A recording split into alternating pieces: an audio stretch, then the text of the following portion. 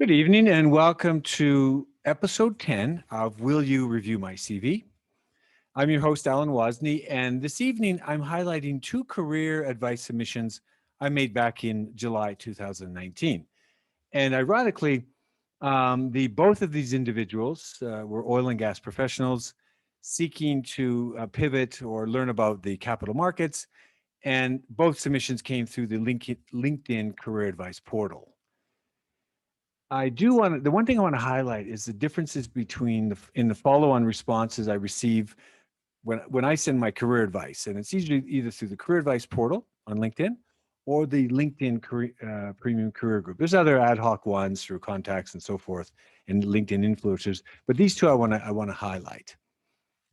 Since I first connected to the career advice portal back in August 2018, I would say probably 98%, 90, almost all individuals do not follow up or respond to my submissions. I mean, I tend to end my message or my message, any career advice I give is with feel free to connect or ping me a message if you have any questions.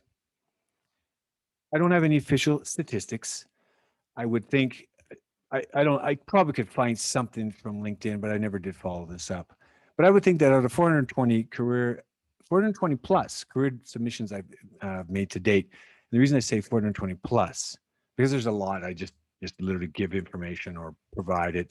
I don't count it or I didn't save it as official on my official records. It was more because oftentimes I saved it so I could have records, and there was a lot of repeat. A lot of times I used to cut and paste. I don't do that anymore, but in the early days I did cut and paste. But anyway, 420 out of 420, probably 75 or so have funneled through that career advice portal. So virtually two or three. I don't even remember. I don't know any. Very few. Maybe in the early days in August 2018, I had a couple people, but literally nobody responds through that. In fact, I don't get any more. I just don't. The career advice submissions, I used to get them all the time. I get five a week, maybe, and you get a week to respond. I don't get any anymore. Probably since about October 2019, and I didn't do anything, change my profile. I don't know if LinkedIn's changed their approach to this portal. I went just checked on my profile earlier today just to see. I couldn't find it, so they may have changed the algorithm. They may have changed something. No big deal. So now the LinkedIn Premium Career Group. I don't know how many. Again, I'm not sure how many. I probably, I don't know, probably 200, maybe 200 of the 400 are from through that career group because it's pretty, it's really intense. It's a lot easier to, it's a lot easier to make the submissions because I can control it what I look at. So the response rate on the LinkedIn Premium Career Group is much higher. I'd say roughly 50 to 60%. The first step is they'll like my posts, and sometimes I make a series of posts when I give advice that way. So I'd get a few, probably half would like the post. Of that, those numbers, roughly 20, maybe 25%, will actually thank me publicly because when I make the response, it's public. So they'll respond publicly. And I see that in my feed on notifications on LinkedIn. And then of those individuals, roughly half probably reach out and connect on LinkedIn. I don't have statistics on those numbers, but overall, out of the 420 plus submissions, directly, probably 50 new connection requests. And I accept them. They'll reach out after and then they make the connection request, probably 50. And there's a lot of indirect ones. And they say, oh, I saw your post, like what you're doing or whatever. It's something, be good to connect. I don't follow up on those statistics either. But why do I connect with such individuals? People often ask, and family and people say, why do you connect with such individuals? You have no relationship with them, wherever they are. As I outlined in episode 1 of this YouTube channel, I used to reject many of those invitations. And many of them used to come from technical people like engineers, construction managers, electricians, and so forth, related to the construction, because I was the CFO of the Qatar Solar, a major construction plant, a polysilicon plant in Qatar. So I know they wanted me to review their CV or get me to connect to them, to the operations team or the HR manager to get their CV through. In fact, such outreach acceptance, all when I started accepting those LinkedIn requests That then triggered me to give the career advice. And it also triggered the podcast of this name as well, called the Will You Review My CV, which I ran 24 episodes from about April 2020 till roughly December 2019, April, May 2019 to December 2019. So now let's look at the career advice submissions. I want to share my screen and let's compare now. I want to compare the two candidates that submitted up here. So let's go to here, play from the start. Okay.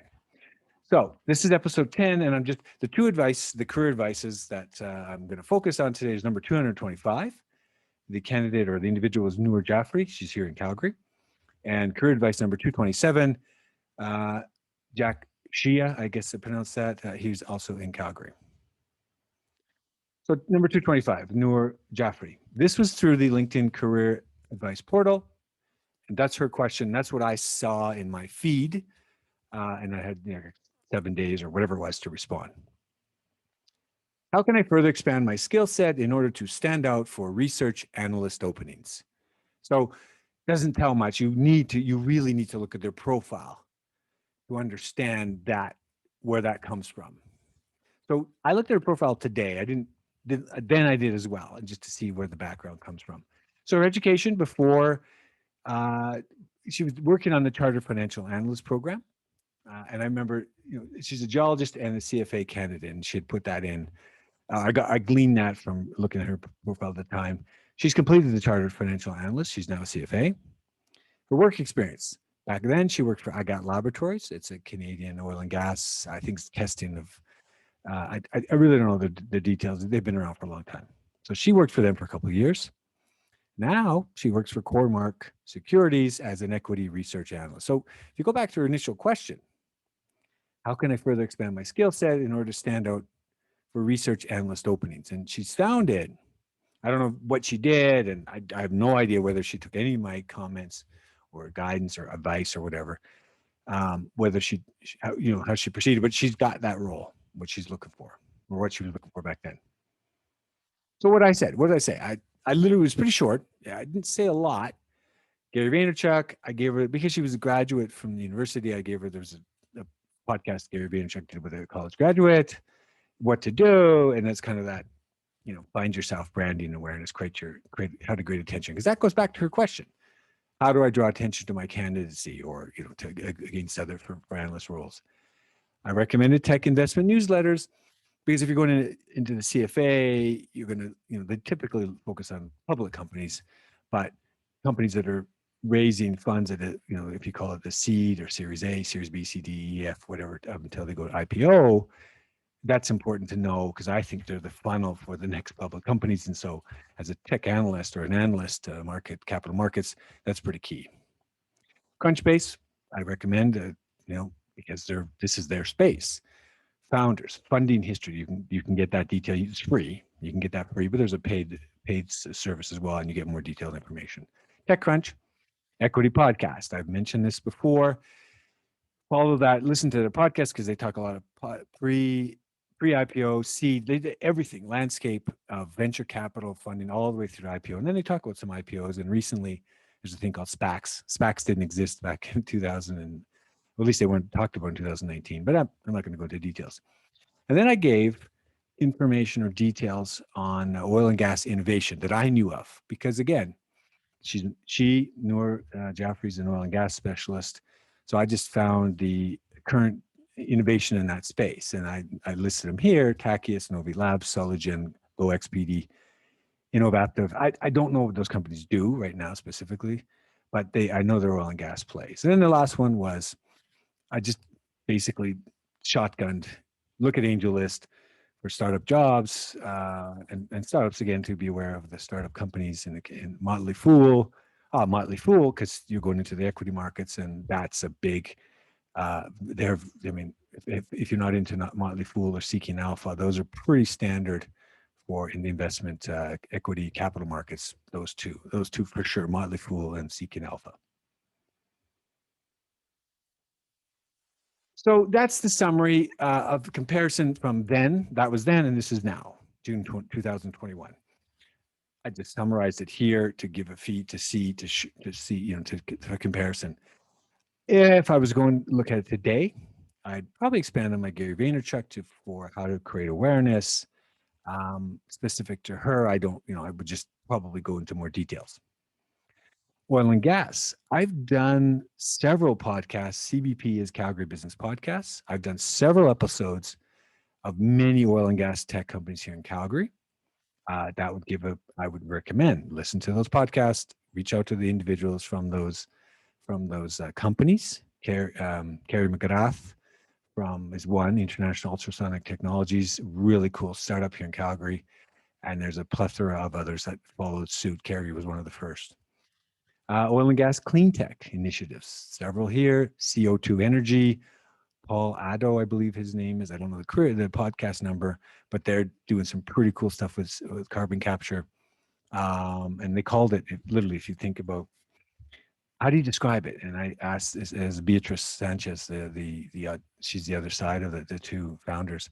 She says it's like an Oreo cookie, and it just the CO2 goes in and carbon monoxide comes out, and so that's really cool. So I would have recommended those, or if I was to talk to Noor today. Medium. She mentioned something. If you look at her profile, she was writing articles in that space. I would recommend publishing those on Medium and submit. You can get your articles out there. Medium's one. There's other avenues as well. LinkedIn, you can publish articles on LinkedIn. And then the other thing I would recommend is for Noor to, as an equity research analyst or market in the capital markets, look at what's going on in the Calgary, across Alberta community, Platform Calgary. Who are the startups coming through their pipe? Myers Norris Penny self-employment program. Are there any startups in there that could be later public companies? USeed Calgary. It's a new format, new investment fund, mostly biotech today, but it's up at University of Calgary. That's with some high-profile investors into that fund, and it's run by students, which is pretty cool. But that'll lead into eventually bigger companies as they scale. Startup Team T, Platform Calgary. So Startup Team T is in Edmonton. A lot of startups in there, all kinds of walks of life. They run a weekly webinars, Zoom, but they have pitch presentations regularly, and a lot of startups in Calgary, a lot of investors. It's a new thing the last couple of years. And then Creative Destruction Lab, another one I would recommend. Probably, again, similar, just who are the companies in the early stages, and then follow them as they grow and create awareness for her, for her adding value in the equity community. Let's jump over to Jack. Jack Shia, episode 220, career advice number 227. I think it's July 5th, 2018, that went through. He submitted that query through, it was very, a lot of words here, breaking into capital markets. That's all he said. Loaded question. But if you look at his profile, you can see why. Bachelor of Science, Mechanical Engineer, and Petroleum Engineer.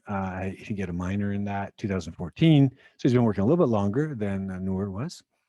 He is now a charter holder of the CFA Institute, 2020. So when he submitted that query, he probably started the program. I think it's a 2-3 CFA 1 levels, 1, 2, 3, and then you have work experience. And you need that work experience, I think, to get the charter. So it looks like he worked at Chevron and PetroChina for several years as a reservoir engineer, completions expert. But he's an oil and gas guy. I just know that from my experience in oil and gas. So for 7-8 years ish, whatever that was on his profile, he's worked in the oil and gas space, and now he's pivoted. He's working for CIBC Capital Markets as an investment banking analyst. So he's pivoted. Both Noor and Jack have pivoted out of oil and gas, and they're in the capital market, equity market space. So congratulations to both of them. So this is I literally copied and pasted because it was the timing. It was one day. I think I probably didn't change the date, but the timing of the timing of the two were identical. That should say June 2021. The timing of the two responses were within a day apart. I think the dates are wrong in the previous slide, but basically I copied and pasted. Because they're both oil and gas, they both were pivoting to capital markets. I pretty much took the same. There's nothing here exciting. So how would I compare to 2021? Similarly, the only thing I added, okay, so similarly to Noor Jafri, I added the same kind of the lens to create awareness and to create your own awareness of what's going on in this space. How do you create awareness? Thought pieces again. He's going from oil and gas, write articles on oil and gas companies that are up and innovative, and just post those on LinkedIn. Write the article on Medium and then post them on LinkedIn or Twitter or wherever. And then the only one I added at the bottom, and I probably should have added to Noor's, is the Open People Network. If you look over here, they're also startups, but they're Canadian ones. He's in Toronto. Jeffrey Potvin runs that program. And basically the startups just come, like today they had the presentation, 30 startups presented from 7 different countries. So that's awareness of early stage companies. Again, there was an oil and gas one last night. So there was a presentation, geothermal dynamics. I mean, so it's in that clean tech space. So the more you attend these kind of startup functions, the more you get aware of the community that can impact when they reach the capital markets down the road. So that I'm going to stop sharing my screen, and we're going to go back to my. Oh, I need to go. Let's end the slideshow. Okay, so now I need back to my. Okay. So the conclusions, or the conclusion to this career advice and the two today. The similarities from these two individuals, it's strikingly, it's actually it's almost scary. Maybe the algorithms work that way, but both have successfully pivoted from oil and gas.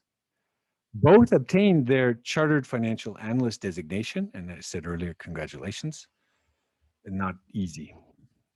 Personally, I wrote level 1, passed it. I wrote level 2 twice, failed it. While I was working in Kazakhstan, I was a partner with Deloitte, and just a new baby, Sophie was born to.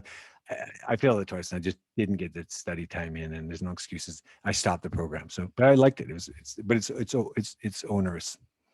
And both are working in the financial markets, capital markets, consistent with what the request was, or what they submitted to the career advice portal. Now, as I highlighted in the PowerPoint presentation, I would still recommend that each of these individuals takes time to create their own awareness of some of those startups, some of that, what's going on in the community, where's Calgary, Alberta, across Alberta into Edmonton, Canadian, and then in the Canadian startup community. What companies are coming through the pipe that are private today, but eventually will be public and reach where their company's going to invest in. Maybe they're going to work for family office. Maybe they'll take a role with a family office. They do get the privates. I think that awareness just helps them as an individual as they grow in their career. It's great to take whatever equity research that Canaccord Capital or Canaccord Genuity, CIBC Capital Markets, whoever that, BMO, fine. They'll give you whatever you can give you, RBC Capital Markets. These are the extras. I don't know. I'm not in those programs. I don't work there. I don't know if they look at these the same lens. TechCrunch, Equity Podcast. I highly recommend it to anybody who's in the capital market space, because the Equity Podcast, they focus on private, public, IPOs, SPACs. I mentioned it earlier. SPACs are really hot these days. Maybe next year they won't be. So there's always that kind of growing trends. And the other thing I recommend is Strictly VC newsletter. I recommend that anybody that's in the capital markets downloads this and gets it on a daily basis, 5 days a week. They focus on early stage startups before they go public. And one example is a company called Tiger Global Management. This is a recent trend. Tiger Global used to be always in that public or late stage private high growth companies. And now recently, like a company called SoftBank, which I mentioned SoftBank, but there's more and more bigger funded companies, hedge funds are backing into the early stage, seed stage, so they get that growth. The recent Uber pops and Uber, Airbnb, when they go public, that pops happened way back when they invested at seed in those early those big companies, some of those big hedge funds or venture capital companies. They make a lot of money, but they got to be there for the long haul. So the early stage companies, company called Tiger Global is in there recently. And they're creating news. They're talking about it on TechCrunch podcast. Remember, if you are stuck in your own career and looking for ideas, feel free to reach out. As I highlighted on my website, so the website solenity.io, https ://solenity.io. I seek to shine ideas on your light. Have a great day and stay safe.